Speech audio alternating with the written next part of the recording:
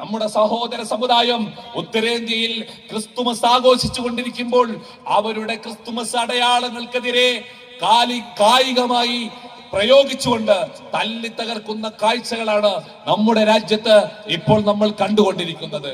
അതിനുവേണ്ടി വിപണി ഒരുക്കിയിരിക്കുന്ന വ്യാപാര സ്ഥാപനങ്ങളെ പോലും തല്ലി തകർക്കുന്ന അതിനിഷ്ഠൂരമായിട്ടുള്ള അസഹിഷ്ണുതയുടെ പ്രത്യയശാസ്ത്രങ്ങൾ നമ്മുടെ രാജ്യത്തും ലോകത്തിന്റെ വിവിധ ഭാഗങ്ങളിലും മനുഷ്യരുടെ ജീവിതത്തിന്റെ മുകളിൽ ഒരു വാളായി തൂങ്ങി നിൽക്കുന്നുവെന്ന് നമ്മൾ തിരിച്ചറിയേണ്ടതുണ്ട്.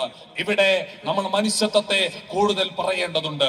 ലോകത്തെ എല്ലാ മനുഷ്യരും യാ അയ്യുഹന്നാസ് ഇന്നാ ഖലഖനാകും മിൻ ദക്കരിൻ വ ഉൻസാ വജഅൽനാകും ശുഊബൻ വഖബായില ലിതആറഫു. മനുഷ്യരുടെ സാകല്യത്തെ മുഴുവനും ഒറ്റയായി കണ്ടുകൊണ്ട് എല്ലാവരെയും ചേർത്ത് നിൽക്കുന്ന ആ പ്രഖ്യാപനത്തിന്റെ വെളിച്ചത്തിൽ ലോകത്തെ നമ്മൾ വായിക്കേണ്ടതുണ്ട്. ഇറാഖിന്റെ അധിനിവേശ കാലത്ത് അമേരിക്കയും നാറ്റോ സൈനികരും ചെയ്തു കൂട്ടിയ ആ തീക്ഷ്ണമായിട്ടുള്ള അതിനിഷ്ഠൂരമായിട്ടുള്ള അധിനിവേശ പ്രവർത്തനങ്ങളുടെ ദുരന്തങ്ങൾ ഏറ്റവും കൂടുതൽ ഇറാഖി ജനങ്ങൾ അനുഭവിച്ചു കൊണ്ടിരിക്കുന്നത് ഇപ്പോഴാണ്.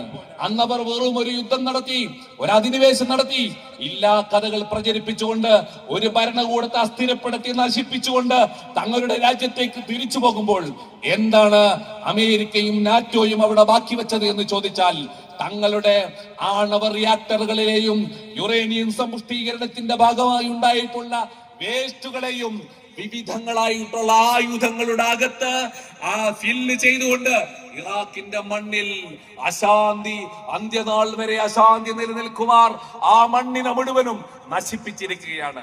ഇപ്പോഴും ഇറാഖിൽ ജനിച്ചുകൊണ്ടിരിക്കുന്ന ഓരോ കുട്ടിയും ഈ പറയുന്ന ആണവ മാലിന്യത്തിന്റെ ഇരകളായി തങ്ങളുടെ ശരീരത്തെയും തങ്ങളുടെ ബുദ്ധിയെയും ആരോഗ്യത്തെയും അസ്ഥിരപ്പെട്ടുകൊണ്ട് ജീവിച്ചു കൊണ്ടിരിക്കുകയാണ്. ഇതിവിടെ മാത്രമല്ല, ഓരോ ഇടങ്ങളിലും. ഈ സുഡാനിൽ ഇന്ന് അവിടുത്തെ മനുഷ്യർ രണ്ട് ചേരികളായി പോരാടിക്കൊണ്ടിരിക്കുകയാണ്. എക്സ്റ്റേണൽ ആയിട്ടുള്ള ചില ഹെജിമോൺസ്, ചില റീജിയണൽ ഹെജിമണുകൾ അവരുടെ ജീവിതത്തിൽ ഇടപെടുന്നു. അങ്ങനെ ലക്ഷക്കണക്കിന് മനുഷ്യരുടെ ശവക്കൂമ്പാരങ്ങൾ ഒരു ഏരിയൽ വ്യൂവിൽ നമ്മളിങ്ങനെ കുന്നുകൂട്ടിയതായി കണ്ടുകൊണ്ടിരിക്കുന്ന സുഡാനിന്റെ ചിത്രം നമ്മുടെ മുന്നിൽ ഉണ്ടാവുകയാണ്. ഇങ്ങനെ മനുഷ്യ ജീവിതത്തെ അസ്ഥിരപ്പെടുത്തുന്ന കാഴ്ചകൾ, മനുഷ്യൻ പരസ്പരം പോരടിച്ചു കൊണ്ടിരിക്കുന്ന കാഴ്ചകൾ നോക്കൂ സഹോദരങ്ങളെ. എല്ലാ മനുഷ്യരുടെയും നേരെ ഇങ്ങനെയുള്ള ഇരുട്ടിന്റെ ശക്തികളുടെ കരങ്ങൾ നീണ്ടുകൊണ്ടിരിക്കുകയാണ്. അഷ്റഫുൽ ഖൽഖ് സല്ലല്ലാഹു അലൈഹി വസല്ലം തങ്ങൾ 1400 വർഷങ്ങൾക്ക് മുമ്പ് വിശുദ്ധരായ പ്രവാചകരുടെ അവസാനത്തെ ഹജ്ജിൽ ലോകത്തോട് വിളിച്ചു പറഞ്ഞ അറഫ പ്രഭാഷണത്തിലെ വാക്കുകളെ നമുക്കറിയാം. വളരെ വിശദമായി ലോകത്തിനാവശ്യമായിട്ടുള്ള സംസ്കാരത്തിന്റെ, സിവിലൈസേഷന്റെ സർവാശയങ്ങളെയും ചേർത്ത് വെച്ച ആ പ്രഭാഷണത്തിലൂടെ മഹാനരായ റസൂലുള്ളാഹി സ്വല്ലല്ലാഹു അലൈഹി വസല്ലമ തങ്ങളെ ഇന്ന ദിമാഅക്കും വഅംവാലക്കും വഅറാദക്കും ഹറാമുൻ അലൈക്കും കഹുർമതി യൗമിക്കും ഹാദാ എന്ന് പറഞ്ഞുകൊണ്ട് റസൂലുള്ളാഹി സ്വല്ലല്ലാഹു അലൈഹി വസല്ലമ തങ്ങൾ ലോകത്തിന് വെളിച്ചമായി നടത്തുന്ന പ്രഭാഷണം. മനുഷ്യരെ അപരന്റെ രക്തം, മനുഷ്യരെ അപരന്റെ സമ്പത്ത്, മനുഷ്യരെ അപരന്റെ ആത്മാഭിമാനം നിങ്ങൾക്ക് പരസ്പരം നിഷിദ്ധമാണ്. അത് നിങ്ങൾ അന്യാധീനപ്പെടുത്താൻ പാടില്ല എന്ന് ലോകത്തെ അവസാന മനുഷ്യനും അവന്റെ ജീവിതത്തിന്റെ അനുഗ്രഹീതമായ പ്രത്യയശാസ്ത്രമായി കൊണ്ടു നടക്കാൻ അഷ്റഫുൽ വറ മുഹമ്മദുർ റസൂലുള്ളാഹി ലോകത്തിന് മുഴുവനും വെളിച്ചമായി മനുഷ്യത്വത്തിന്റെ, മനുഷ്യരോടൊപ്പം ചേർന്ന് നിൽക്കുന്നതിന്റെ വലിയ ആശയത്തെ ലോകത്തോട് പറഞ്ഞു കൊടുക്കുകയാണ്. ആ പ്രഭാഷണത്തിൽ തന്നെ സ്ത്രീകളുടെ സുരക്ഷയെ കുറിച്ച് റസൂലുള്ളാഹി സ്വല്ലല്ലാഹു അലൈഹി വസല്ലം തങ്ങൾ സംസാരിക്കുകയാണ്. അബലരായ, ആരോഗ്യമില്ലാത്ത മനുഷ്യരെ കുറിച്ച്, വൃദ്ധരെ കുറിച്ച്, കുട്ടികളെ കുറിച്ച് നബി സല്ലല്ലാഹു അലൈഹി വസല്ലം തങ്ങൾ അങ്ങനെ പല വേളകളിലായി ലോകത്തോട് പറഞ്ഞുകൊണ്ടിരിക്കുകയാണ്. നമ്മളൊന്ന് പരിശോധിച്ചു നോക്കുക, പരിഷ്കൃത മനുഷ്യൻ ആ വാക്കുകളെ എത്രമേൽ ഏറ്റെടുത്തിട്ടുണ്ട് എന്ന്. പുതിയ കാലത്തും ഈ പറയുന്ന അസ്ഥിരതകൾ മനുഷ്യന് പ്രതിസന്ധിയാണ്. തന്റെ അപ്പുറത്തുള്ള മനുഷ്യനും സ്വന്തം രക്തമുള്ളതുപോലെ തന്നെ പോലെ രക്തമുള്ള ജീവിയാണെന്ന തിരിച്ചറിവില്ലാത്തതിന്റെ പേരിൽ അവന്റെ ജീവിതത്തെയും സമ്പത്തിനെയും അഭിമാനത്തെയും വ്രണമേൽപ്പിക്കുന്ന കാഴ്ചകളെയാണ് നമ്മൾ കണ്ടുകൊണ്ടിരിക്കുന്നത്.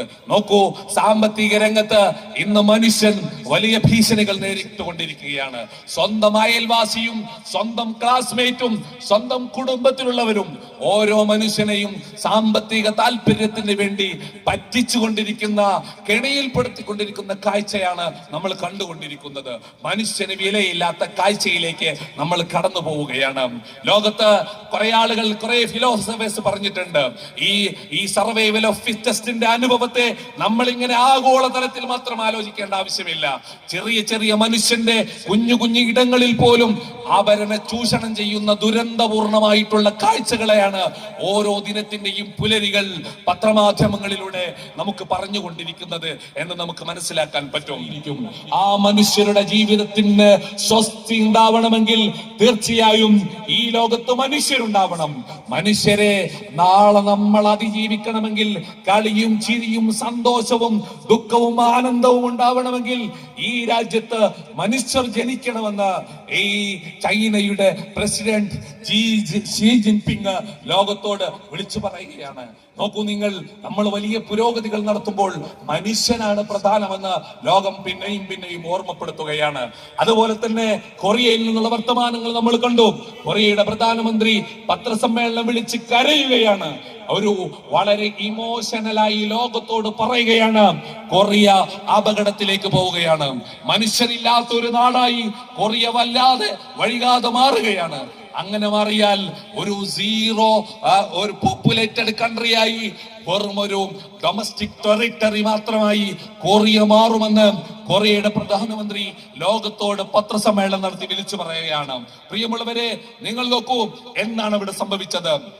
മനുഷ്യരുണ്ടാവുന്നില്ല, വിവാഹങ്ങൾ നടക്കുന്നില്ല, മനുഷ്യരുണ്ടാവുന്നില്ല എന്നതാണ് ലോകത്തെ ഏറ്റവും വലിയ പ്രശ്നമെന്ന് ആ രാജ്യങ്ങൾ വിളിച്ചു പറയുകയാണ്. നമ്മൾ പുരോഗതിയുടെ പേരിൽ, നമ്മൾ വലിയ വലിയ മികവിന്റെ പേരിൽ നഷ്ടപ്പെടുത്തുന്ന അടിസ്ഥാന മൂല്യങ്ങൾ നമുക്ക് തന്നെ വിനയായി മാറുന്നതിന്റെ കാഴ്ചകളെയാണ് ഇന്ന് വൃദ്ധസദനങ്ങളായി ലോകത്ത് ഉണ്ടായിക്കൊണ്ടിരിക്കുന്നത്. അസ്ഥിരപ്പെട്ട മനുഷ്യരുണ്ടായിക്കൊണ്ടിരിക്കുന്നത്. മാതാപിതാക്കളെ നോക്കാൻ ഇന്ന് മനുഷ്യരില്ലാതെയായിക്കൊണ്ടിരിക്കുന്നത്. അഷ്റഫുൽ വറ മുഹമ്മദുർ റസൂലുള്ളാഹി ലോകത്തോട് വിളിച്ചു പറഞ്ഞ ഏറ്റവും വലിയ സന്ദേശങ്ങളിലൊന്ന് അള്ളാഹുവിനെ ആരാധിക്കണം എന്ന് പറഞ്ഞതിന്റെ ഉടനെ നിരവധി തവണയാണ് അള്ളാഹുവിന്റെ റസൂല് ലോകത്തോട് വിളിച്ചു പറഞ്ഞത് മാതാപിതാക്കളോട് ബഹുമാനവും കാരുണ്യവും കാണിക്കണമെന്ന്. ഈ ലോകത്തെ മനുഷ്യരോട് പുതിയ കാലത്ത് പുരോഗതിയുടെ പേരിൽ, പ്രൊഫഷണലിസത്തിന്റെ പേരിൽ, കരിയറിസത്തിന്റെ പേരിൽ, തന്റെ കരിയറിന് വേണ്ടി ജീവിതം മറന്ന് ഒതുങ്ങുന്ന കാലത്ത് മനുഷ്യരെ നിങ്ങളുടെ കരിയറിനേക്കാളും, നിങ്ങളുടെ പ്രൊഫഷനേക്കാളും, നിങ്ങളുടെ സർവ്വ പേരിനേക്കാളും നിങ്ങൾക്ക് ജന്മം നൽകിയ മാതാപിതാക്കളോടുള്ള ആദരവിനെ നിങ്ങൾ മറന്നു പോകരുത് എന്ന് ലോകത്തോട് നിരന്തരം പഠിപ്പിച്ച പ്രത്യയശാസ്ത്രത്തെയാണ് കേരള മുസ്ലിം ജമാഅത്ത്